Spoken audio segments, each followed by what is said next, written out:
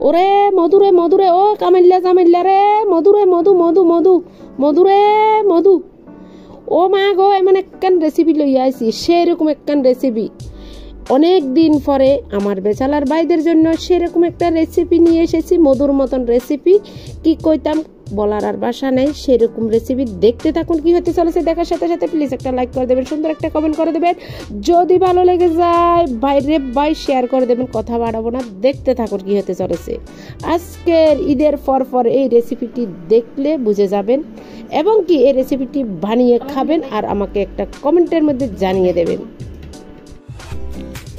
নমস্কার my lovely viewers, সবাই কেমন আছেন?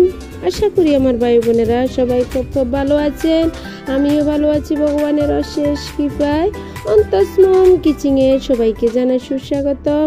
আজকে আবার বরাবরের মতন চলে এসেছি অনেক দিন পর একটা সুন্দর ভিডিও নিয়ে দেখতে থাকুন কি হতে চলেছে দেখার সাথে সাথে প্লিজ একটা লাইক করে দেবেন সুন্দর একটা কমেন্ট করে দেবেন যদি ভালো লেগে যায় প্লিজ একটু শেয়ার করে দেবেন কথা বাড়াবো না ভিডিওটি এমনিতে লম্বা হয়ে যাবে দেখতে থাকুন প্লিজ।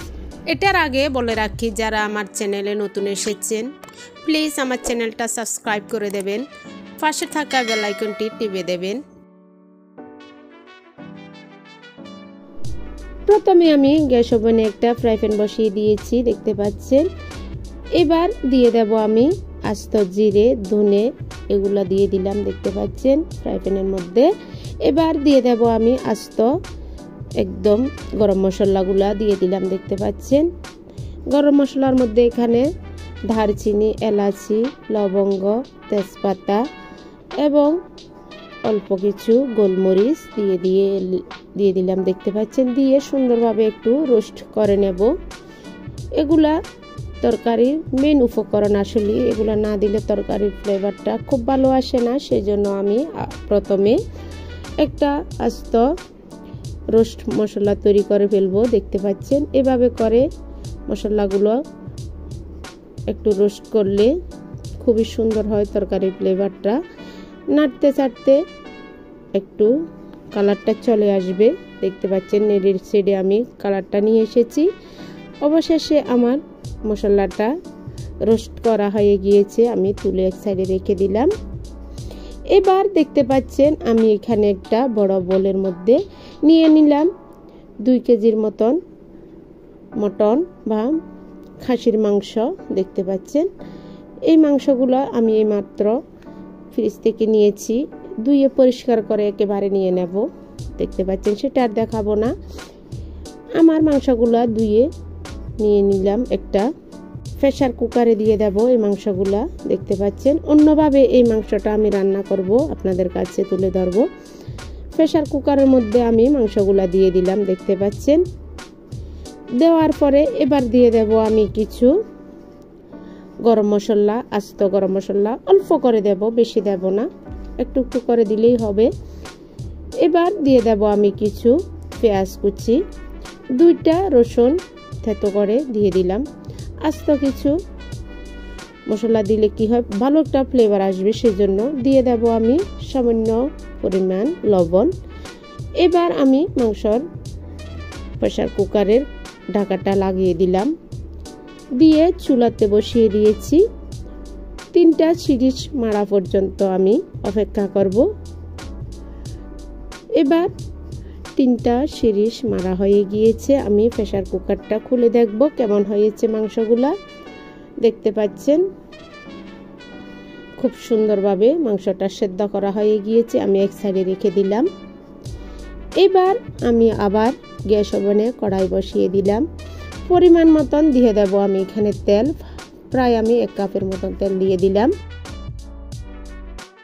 কড়াইয়ের তেলের মধ্যে এবার আমি এখানে বড় সাইজের 2টা আলু ধুয়ে পরিষ্কার করে রেখেছিলাম সেগুলো একটু সুন্দরভাবে ভেজে নেব মাংসর মধ্যে দেওয়ার জন্য। মাংসের মধ্যে আলুগুলা ভেজে দিলে খুবই টেস্টি হয় আমার কাছে ভালো লাগে সেজন্য আলুগুলা একটু ভেজে তুলে নিলাম দেখতে পাচ্ছেন। এবার দিয়ে দেব আমি 1 কাপ পেঁয়াজ কুচি দেখতে পাচ্ছেন একটু নেড়ে চেড়ে দেব কাঁচা গন্ধ চলে যাক। এবার দিয়ে দেব আমি একটা বড় সাইজের রসুন একদম থেতো করে দিয়ে দিয়েছি। আপনারা রসুন বাটা দিলেও পারবেন, সমস্যা নেই। আদা রসুন সব দিয়ে দিলাম আমি একসাথে।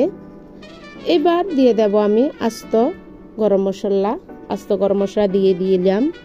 কয় টুকরা করে দিয়েছি, অতিরিক্ত দেব না, পরিমাণ মতন দিয়ে দেবেন আপনারা। আমি আমার পরিমাণ মতন দিয়ে দিলাম। দিয়ে আবার সুন্দরভাবে নেড়ে চেড়ে দিলাম। দিয়ে দিলাম কয়েকটা কাঁচামরিচও, খুব ভালোভাবে একটু নেড়ে চেড়ে কালারটা চলে আসুক মশলাগুলার এবং পেঁয়াজ আদা রসুনের, সেটাই ব্যাপার। এবার আমি এ পর্যায়ে দিয়ে দেব মশলার গুঁড়ো, পাউডার মশলার মধ্যে এখানে কি নিয়েছি দেখুন, 1 টেবিল স্পুন মরিচের গুঁড়ো, 1 টেবিল স্পুন ধনের গুঁড়ো, 1 টেবিল স্পুন জিরের গুঁড়ো, 1 টেবিল স্পুন ধনের গুঁড়ো, হলুদের গুঁড়ো, স্বাদ অনুযায়ী লবণ এবং কি এখানে কিছু জায়ফলের গুঁড়ো দিয়েছি পরিমাণ মতো।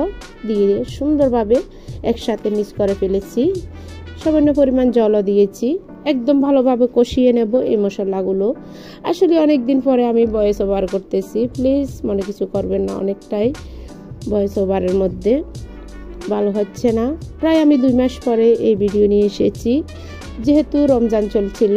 রমজানের মধ্যে আমি আমার কিছু সাংসারিক কাজ ছিল, আমার হাজব্যান্ডের বিজনেসের কিছু কাজ ছিল, সেই কাজ নিয়ে ব্যস্ত ছিলাম, আর ভিডিও করতে পারিনি, দিয়েও নাই, সেটাই ব্যাপার।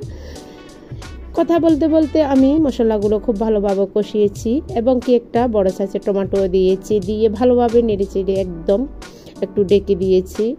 ডেকে দেওয়ার পরে আবার ঢাকা তুলে আমি এবার সিদ্ধ করা মাংসগুলো দিয়ে দেব। দেখতে পাচ্ছেন সিদ্ধ করা মাংসগুলোও দিয়ে দিলাম। দিয়ে খুব ভালোভাবে আবার মাংসের সাথে আমি মশলাগুলো কষিয়ে নিলাম। দেখতে পাচ্ছেন কত সুন্দরভাবে আমার মাংসগুলো কষানো হচ্ছে।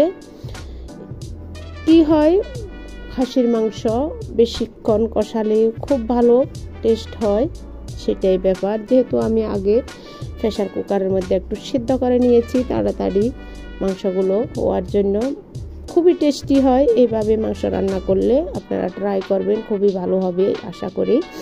কথা বলতে বলতে মাংসগুলো আমার কষানো হয়ে গিয়েছে, দেখতে পাচ্ছেন। এবার দিয়ে দেব আমি আগের থেকে আমি যে আলু কষিয়ে রেখেছি বা আলুগুলো একটু ভেজে রেখেছি, সেই আলুগুলা দিয়ে দিলাম। দেখতে পাচ্ছেন আলুগুলা দিয়ে একদম ভালোভাবে আবার কষিয়ে নিলাম। পরিমাণ মতন জল দিয়ে দেব। এবার পরিমাণ মতন আমি জল দিয়ে দিয়েছি, দেখতে পাচ্ছেন।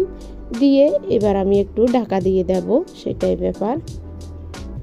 মাংসগুলার কালারটা কিন্তু সেই এসেছে, আপনারা দেখলে বুঝে গিয়েছেন। জাস্ট 1 মিনিট আমি অপেক্ষা করলাম, চুলার আঁচটা নর্মালভাবে রেখে দিলাম। এই যে দেখুন আমার মাংসগুলা কীরকম হয়েছে, কত সুন্দর হয়েছে। এই যে খুব সুন্দরভাবে কালারটা ঠিকঠাকভাবে এসেছে।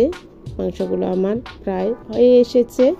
আর একটু নেড়ে চেড়ে ঢেকে দেব জাস্ট 30 সেকেন্ড পরে আবার একটু ঢাকা তুলে এবার দিয়ে দেব আমি আগের থেকে যে একটা রোস্ট মশলা তৈরি করে রেখেছি, সেখান থেকে 1 টেবিল স্পুন দিয়ে দিলাম, ছড়িয়ে দিলাম।